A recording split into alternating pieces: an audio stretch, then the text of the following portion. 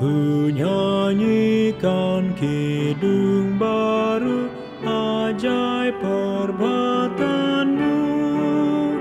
Kuasa kesucian Tuhan memberi kemenangan. Petik harpa bermazmurlah memuji Yehova.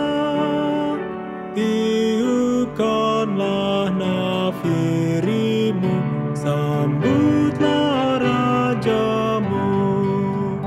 Bumi dan segala isinya semua bergelora.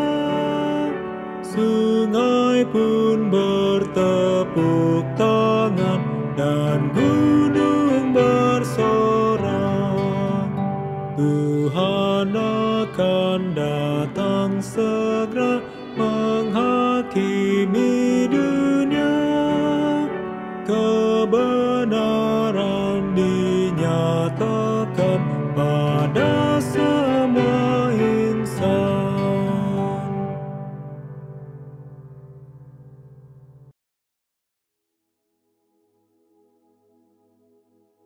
Saudara-saudara yang terkasih di dalam Yesus Kristus, Shalom, salam damai dan salam kasih kepada kita semua.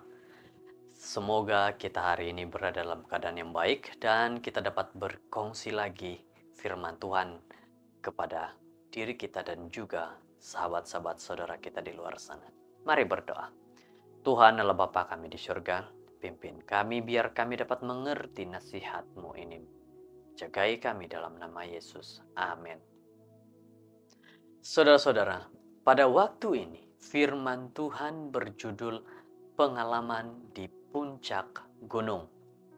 Mazmur 18 ayat 32 dan 33. Tuhan dialah yang mengikat pinggangku dengan terpaksa dan membuat jalanku rata, yang membuat kakiku seperti kaki rusa dan membuat aku berdiri di bukit.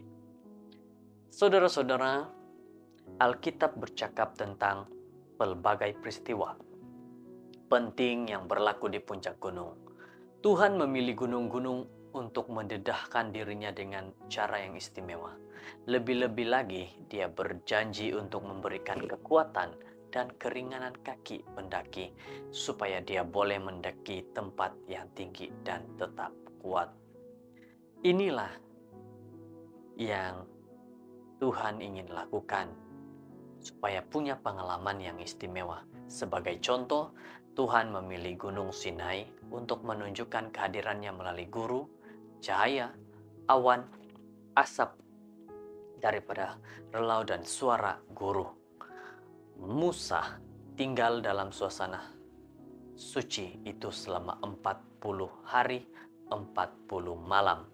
Di situ Tuhan memberikan hukum 10 kepada Musa yang ditulis dengan jari-jarinya sendiri.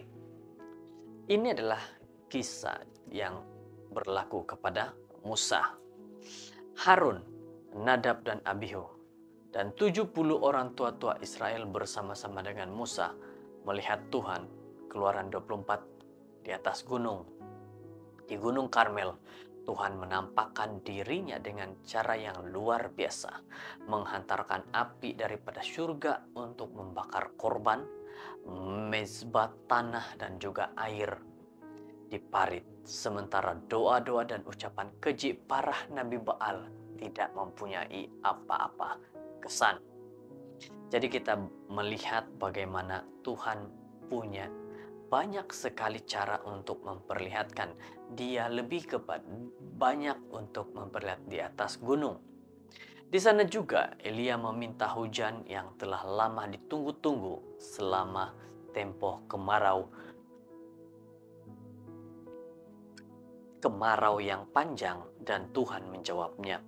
1 Raja-Raja 18. Jadi saudara-saudara, firman Tuhan berkata, Yesus menunjukkan keilahiannya kepada Petrus, Yakobus dan Yohanes di gunung Transfigurasi. Di puncak gunung, wajahnya bercahaya seperti matahari Dan Musa dan Elia menampakkan diri kepada mereka. Tuhan sendiri bercakap dan mengesahkan identiti dan kuasa Yesus. Matius 17. Inilah dikatakan tentang pengalaman-pengalaman tokoh Alkitab di puncak gunung. Jadi Alkitab bercakap tentang gunung-gunung lain di mana perkara-perkara besar berlaku. Antaranya Ararat, Golgota, Sion, Zaitun, dan lain-lain, dan banyak lagi. Untuk sampai ke puncak, usaha diperlukan. Setiap langkah adalah sukar dan juga menyakitkan. Ini memerlukan tahap persediaan fisikal tertentu dan juga keadaan mental yang diberikan oleh Tuhan. Kemahiran yang setanding dengan keringanan rusa. Jadi ingatlah bagaimana untuk mencapai satu tahap di atas punya pengalaman bersama dengan Yesus. Kita memiliki pengalaman-pengalaman yang pahit. Tetapi apabila kita sampai ke atas puncak pengalaman bersama Yesus, satu kebahagiaan dan kesenangan yang kita terima. Semasa berada di puncak kita akan mengalami perasaan yang tidak dapat digambarkan. Ketahanan diri hadir selepas melalui tahap kesakitan tertentu. Pengalaman yang sukar, halangan dan batasan dalam hidup boleh menjadi satu-satunya cara untuk mencapai ketahanan diri dan mengatasi krisis dengan lebih kuat lagi. Nah, saudara-saudara, bagaimana pengalaman yang kita ada bersama dengan Yesus itu akan membuatkan kita mencapai ketahanan diri. Ingatlah saudara-saudara, ingatlah bahwa selepas detik-detik berada di puncak kita harus kembali ke lembah.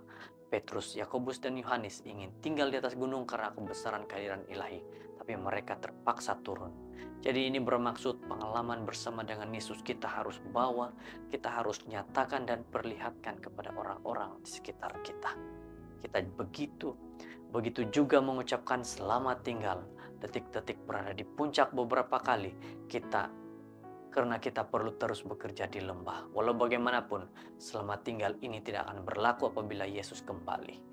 Dia akan menerima orang-orang yang ditebus di udara untuk memulakan pendakian yang mulia menuju kediaman ke surga untuk bersama-sama Yesus selama-lamanya.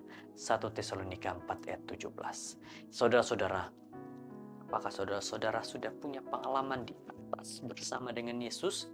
Dekat dengan Yesus, iman yang teguh? Saat ini, saudara-saudara perlu turun ke sekitar saudara-saudara, masyarakat, dan katakan tentang Yesus yang saudara punya pengalaman. Terima kasih, kita berdoa.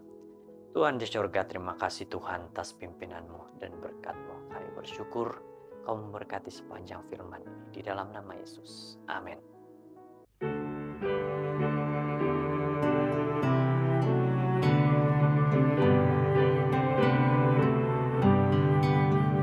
Ku nyanyikan kidung baru, ajaib perbuatan-Mu, kuasa kesucian Tuhan memberi kemenangan.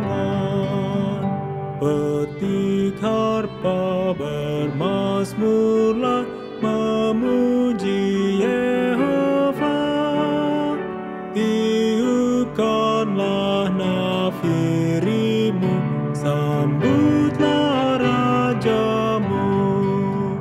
Bumi dan segala isinya semua bergelora. Sungai pun bertepuk tangan dan gunung bersorak. Tuhan akan datang segera